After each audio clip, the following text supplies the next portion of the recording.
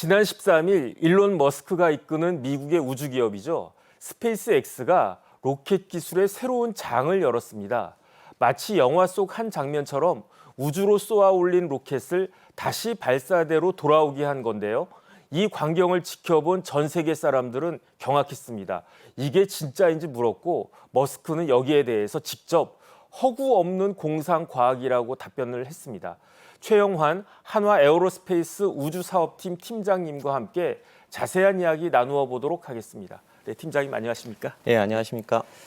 저는 최근에 본 영상 중에서 제일 놀라웠는데 이게 그 SF 영화의 한 장면인가? 그러니까 우주 임무를 마치고 우주선이 돌아와가지고 거치대 딱 들어서는 그 모습이 완전히 뭐 CG 아닌가 저는 그런 생각까지 들었는데요. 그러니까 전문가 입장에서 특히 엔지니어 입장에서 어떻게 보셨습니까?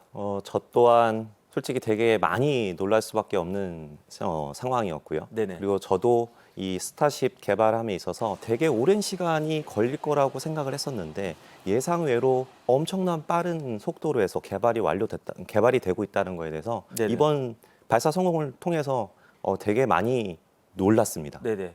어쨌든 이게 공상과학이 아니고 현실이란 그런 말씀인 거죠. 맞습니다. 네네. 그러면 실제 그 발사 영상을 같이 보면서 자세한 이야기 나눠보도록 하겠습니다. 저게 이제 그 발사되기 직전 모습인데요. 다시 봐도 짜릿하고 비현실적인 것 같습니다. 그런데 현지 시각으로 저 시간이 아침 8시 반이라고 했는데 멀리 붉게 이제 해가 떠오르는 것 같은 그런 모습이 보이는데 로켓이 굉장히 큰 것 같아요. 실제 크기가 어느 정도입니까? 우선 지금 슈퍼 헤비라는 1단 부스터하고 그다음에 네네. 상단에 있는 스타쉽이라고 해서 이 두 개의 2단형으로 지금 구성이 되어 있는데요. 네네. 전체 사이즈가 121m입니다. 네.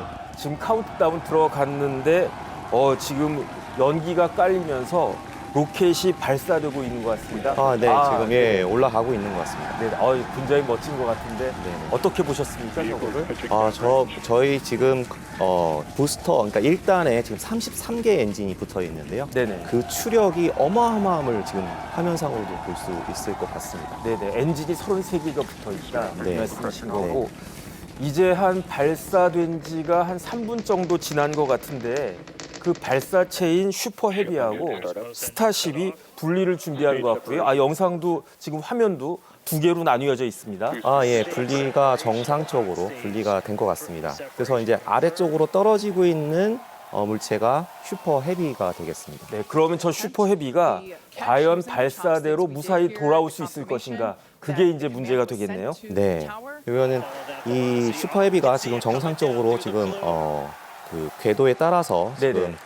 저희 그 발사한 곳으로 지금 떨어지고 있는 상황입니다. 저 상황에서는 엔진이 지금 꺼져 있는 상황인데 다시 네. 또 켜졌네요. 네, 네네. 다시 재점화를 통해서 이 발사체가 지금 메카질라라는 네네. 그 발사했던 그 장소로 네네. 내려오고 있는 상황입니다. 과연 저기에 그 궤도에 안착할 수 있을 것인가? 저 발사체에 다시 들어갈 수 있을 것인가? 어이구 잡았네요. 야, 예. 이거 어마어마한 성공을 갖다가 한 것 같습니다. 네, 어마어마한 광경인 것 같습니다. 그러니까 비전문가인 저 같은 사람이 봐도 완전히 소름 돋는 그러한 장면인데 네네. 그런데 최고 전문가인 우리 팀장님 보시기엔 어떠셨습니까?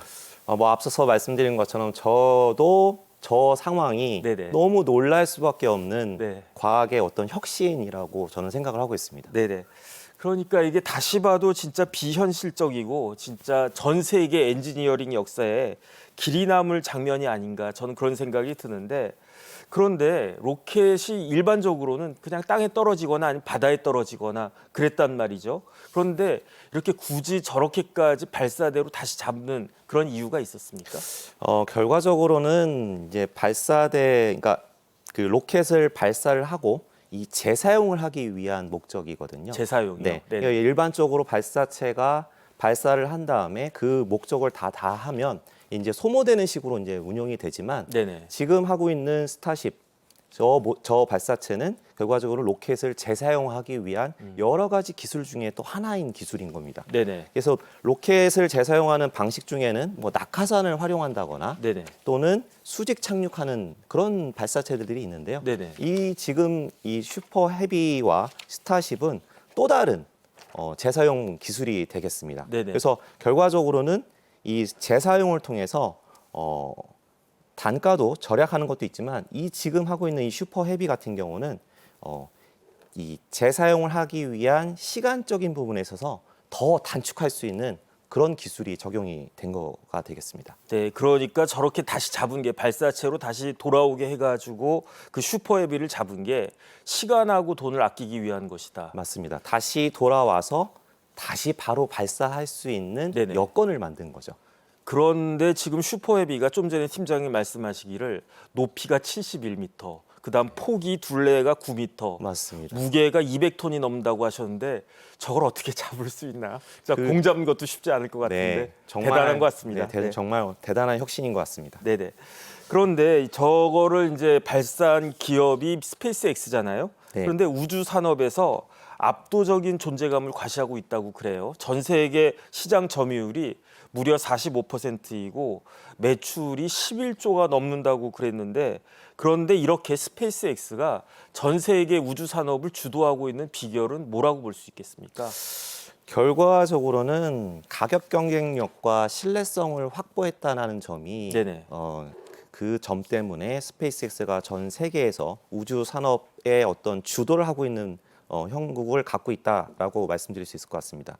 작년만 해도 스페이스X에서 팔콘 9이라는 발사체를 98회 정도 성공을 네네. 발사를 했었거든요. 네네. 그리고 총 하나의 부스터를 가지고 19회까지 재사용을 하면서 어떤 가격 경쟁력 자체를 갖다가 끌어올리는 그런 역할들을 했었습니다. 네네. 그리고 이 1단 부스터뿐만이 아니라 그 페어링, 위성을 덮고 있는 페어링이나 네네. 아니면 드래곤 캡슐처럼 사람이 타고 있는 어떤 캡슐들까지도 지금 재사용을 하고 있거든요. 네. 그래서 뭐 지금 이런 기술적인 역량 때문에 스페이스X가 어떤 우주 산업의 전 세계 우주 산업에 어떤 큰 역할을 하고 있는 것도 사실이고요. 그 다음에 아직까지 이 재사용 발사체에 대한 기술은 지금 여러 뭐 아리안이나 아니면 블루 오리진, 뭐 ULA 등 여러 가지 그 업체들이 재사용에 대한 기술들을 개발을 하고 있지만 완성 단계는 아직 아니거든요. 네네. 그래서 이 재사용 기술을 본격적으로 상업하고 있는 모습이 결과적으로는 경쟁력을 갖고 있는 가장 큰 원인이 된다고 생각하고 있습니다. 네, 이번에 스페이스의 스타쉽 5차 시험 발사는 뭐 제가 봐도 아주 대성공인데 그런데 보니까 로켓이 2단이었어요. 네. 1단 로켓이 슈퍼헤비였고 2단 로켓이 스타쉽인데 슈퍼헤비는 지금 회수되는 걸 봤단 말이죠. 네. 그런데 2단 로켓 스타쉽 말 그대로 영어로 이렇게 풀면은 그야말로 그게 우주선 아니겠습니까? 맞습니다. 그렇다라고 하면 스타쉽도 재사용이 가능한 그런 기술이 올 수 있을까요? 올해 6월 달에 이제 4차 발사를 했었고요. 네네. 4차 발사 때도 원래 목표하고자 하는 부분들을 갖다가 성공을 하긴 했거든요. 근데 그때는 어쨌든 궤도를 돌고 나서 스타쉽이 다시 지구로 바다에 이제 안착을 했는데 네네. 그때만 해도 좀 많은 어떤 부분들의 파손돌이나 이런 것들이 좀 보이긴 했었습니다. 그러겠죠. 예, 네네. 그래서 이제 5차를 이번에 이제 발사를 해서 스타쉽이 똑같은 과정을 통해서 이제 바다에 안착을 했는데 4차 때 부족했던 부분들은 많은 부분들이 지금 개선이 된 걸로 보이고요. 네네. 그리고 결과적으로는 이 스타쉽이 아까 말씀하신 것처럼 화물을 탑재하거나 사람이 타야 하는 공간이거든요. 네네. 그러면 결과적으로는 완벽한 회수가 반드시 필요한 부분이고요. 네네. 저는 뭐 듣기로는 6차 발사 비행할 때 이 부분에 대한 회수에 대한 부분들도 조금 더 검증할 수 있는 어떤 그런 계획들이 있지 않을까라고 예상은 하고 있습니다. 그러면 이제는 우주선이 지금 마치 비행기처럼 다시 그냥 제대로 착륙하고 다시 또 이륙하고 그런 시대가 멀지 않았다. 그렇게 볼 수도 있겠네요. 네. 그런데 일론 머스크는 여기서 한 걸음 더 나가가지고 스타쉽 우주선을 대량으로 만들어낼 것이다. 네. 그러니까 일론 머스크 하면 저 같은 사람은 테슬라 자동차밖에 생각이 안 나는데 네. 이 스타쉽 우주선을 마치 테슬라처럼 대량 생산하겠다 이렇게 이야기하는데 이것도 가능한 일이겠네요. 네. 우선은 지금 미국 텍사스주 남부 쪽에 네네. 이 보카치카 해변에 이제 우주 발사대 시설인 이 스타베이스를 지금 구축을 했습니다. 그리고 그 스타베이스에는 발사체를 발사하기 위한 인프라 시설들이 많이 구축이 되어 있고요. 그래서 뭐 고압가스 설비나 아니면 발사대 그리고 어떤 냉각 시설들 이런 부분들이 전체적으로 지금 인프라가 구축이 되어 있고 이 구축된 그 베이스가 결과적으로는 화성을 탐사하기 위한 어떤 전초 기지의 역할들을 하고 있는 거라고 생각을 합니다. 네네. 그리고 스타 팩토리라는 이제 스타쉽을 제작하기 위한 공장을 지금 구축 중에 있는데요. 이제 완공을 앞두고 있는데 뭐 그 일론 머스크는 주 3회 정도의 스타쉽 생산을 하겠다.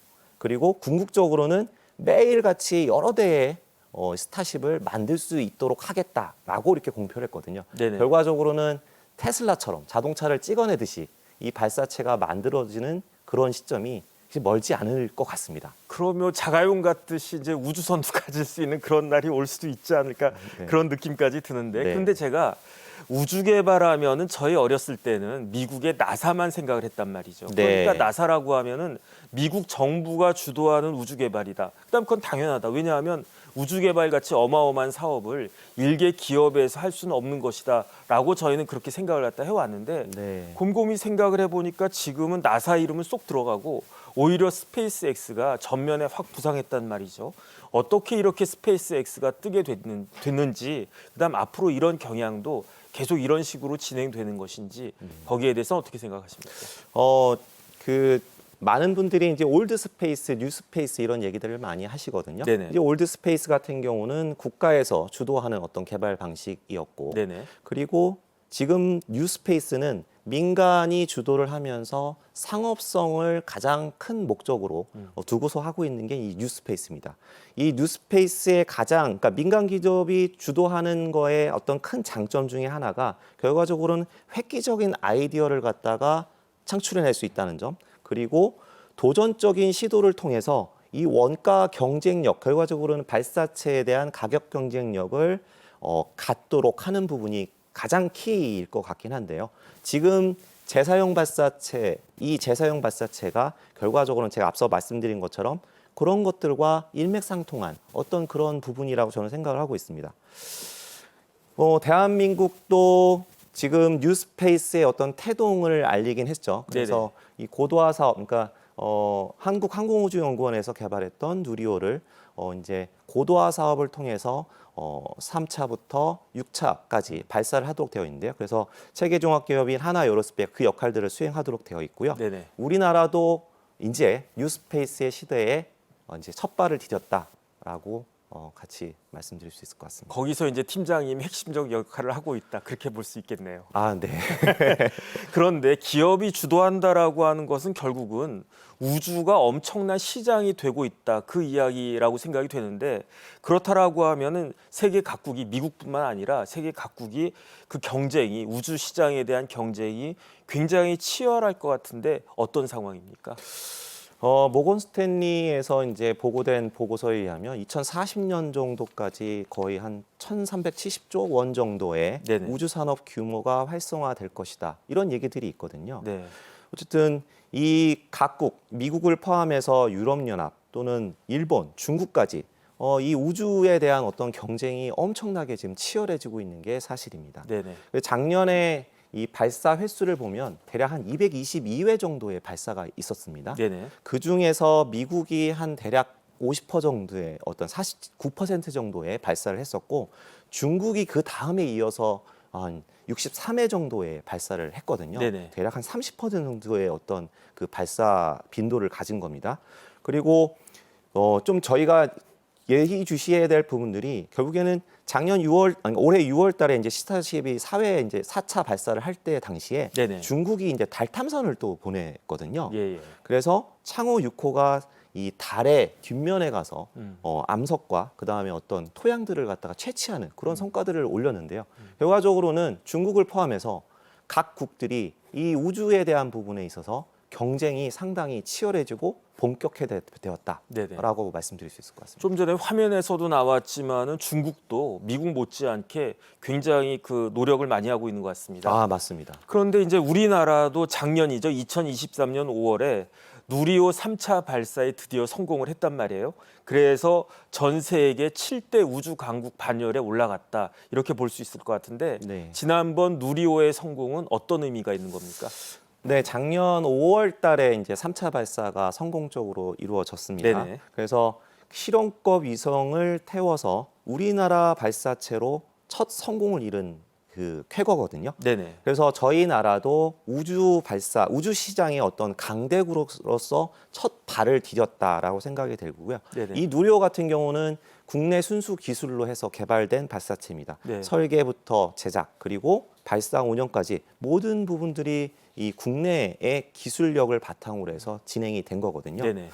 앞으로 대한민국이 지금 이제 실용급 위성을 발사한 7번째 이제 나라가 됐는데요. 네네. 우리나라도 앞으로 이제 누리호 성공을 바탕으로 해서 이 우주 시장에 있어서 어떤 역량을 본격적으로 펼쳐나갈 수 있는 준비가 되었다라고 네. 이렇게 생각을 하고 있습니다. 그러니까 누리호의 국산화율이 95%다. 제가 그렇게 기록을 봤는데 네. 그렇다라고 하면 우리나라의 발사체 기술은 객관적으로 봤을 때 어느 정도 수준인가? 그 다음에 또 이제 여러 가지 발사체 기술 중에서도 여러 가지 단계가 있지 않겠습니까? 네, 네. 그런데 어느 분야에서 특히 우리나라가 경쟁력을 갖고 있습니까? 우선 그 누리호가 지난 작년에 이제 성공을 이루었지만 아무래도 저희 아까 보셨던 스타쉽의 어떤 그런 광경을 보셔도 아시겠지만 네네. 우리나라가 앞으로 가야 할 길은 상당히 멀다라고 네. 말씀을 드릴 수밖에 없을 것 같습니다. 네네. 어쨌든 전 세계 그 우주 시장에서 저희가 살아남기 위해서는 부단한 어떤 노력들이 분명히 필요할 거라고 생각이 들고요. 네네. 그리고 이 발사체에 대한 지속적인 발사를 통해서 이 발사체가 가지고 있는 성능에 대한 부분들, 신뢰성에 대한 부분들을 꼭 검증을 해야 되고 그 다음에 결과적으로는 가격 경쟁력이기 때문에 이 경쟁력을 확보하기 위한 원가 절감을 위한 어떤 활동들 이런 부분도 분명히 필요할 거라고 생각이 들고요. 네네. 그리고 결과적으로는 세계 시장에 그 우리나라 발사체가 어떠한 그 역할들을 본격적으로 수행하기 위해서는 결국에는 정책적인 어떤 제도적인 개선이나 이런 부분들도 분명히 저는 필요하다고 생각을 하고 있습니다. 네네. 그 저희 나라가 한강의 기적이라고 얘기를 하고 네네. 그다음에 반도체의 기적도 창출을 했지 않습니까? 그렇죠. 저는 개인적으로 이 우주의 기적도 우리나라 가지고 있는 이 국민의 힘으로써 네네. 충분히 이룰 수 있는 기적 중에 하나다라고 생각하고 있습니다. 그 우주 기적을 위해서 팀장님도 지금까지 애 많이 쓰셨겠지만 앞으로 조금 더 분발을 해주셨으면 좋겠다 그 생각이 들고요. 네. 그런데 우리가 조금 전에 본 게 다시 발사체가 돌아오는 걸 봤잖아요. 네. 우리나라의 재사용 그 발사체 개발 수준은 어느 정도쯤 된다고 볼 수 있을까요? 아직까지는 재사용 발사체 자체를 개발하지는 못한 건 사실이고요. 아직은요? 하지만 네네. 재사용에 대한 이 기술 자체가 상당히 중요하고 세계 시장의 발사 경쟁력을 갖기 위한 중요한 요소인 거는 분명히 인지를 하고 있거든요. 그래서 이 발사체, 재사용 발사체를 개발하기 위한 핵심 기술에 대한 어떤 검증들에 대한 연구들이 계속해서 이루어지고 있습니다. 그래서 네네. 저희 하나 에어로스페이스 같은 경우에도 제 정부 한국항공우주연구원들 그리고 같이 일하는 다른 그 협력사분들과 함께 이 재사용 시연체라는 것들을 네네. 개발을 하고 있는 상황이고요. 스타트업에서도 이 재사용 시연체, 시연을 하기 위한 어떤 모사체에 대한 부분들의 연구들이 지속적으로 이루어지고 있는 것으로 알고 있습니다. 그런데 이제 우리 정부, 이제 윤석열 정부죠. 대한민국의 미래 핵심 성장 동력 중에 하나로 우주 산업을 들고 있지 않습니까? 네. 그렇다라고 하면은 정부가 구체적으로 어떤 뭐 움직임이나 어떤 정책 같은 것들이 있다라고 볼 수 있나요? 네, 이 윤석열 정부에서 이제 뉴스페이스 시대의 도래로 인해서 이거에 대한 적극적으로 대응하기 위한 어떤 컨트롤 타워가 필요하다는 부분들을 인식이 됐고요. 네네. 그래서 우주항공청이 지난 5월달에 이제 개청이 됐습니다. 드디어. 네, 네네. 그래서 우주항공청과 결국에는 이 민간 업체들이 그리고 정부에 있는 산하 기관들, 연구기관들이 합심해서 이 앞으로의 발사체, 우주 시장에 대한 부분들을 더 활발하게 이루어질 수 있도록 노력들이 분명히 필요할 거라고 생각이 들고요. 네네. 그리고 민간 기업 입장에서도 상당히 우주 산업에 대한 부분들이 미래의 먹거리라고 다들 생각하고 있는 게 인식이 지금 되고 있는 게 사실이고요. 네. 그리고 아까 앞서서 말씀드린 것처럼 우주 산업에 있어서 아이디어가 상당히 중요하거든요. 이 혁신적인 아이디어와 도전적인 정신을 통해서 우리나라도 어떤 앞으로의 우주 시장에 있어서 큰 역할을 할 거라고 저는 감히 기대해 봅니다. 네, 드디어 기다리고 기다리던 우주항공청이 설립이 됐으니까 앞으로 우리나라 우주 산업도 비약적인 발전을 기대할 수 있지 않을까 저도 기대해 보겠습니다. 지금까지 최영환 한화 에어로스페이스 우주사업팀 팀장이었습니다. 팀장님 감사합니다. 네, 감사합니다.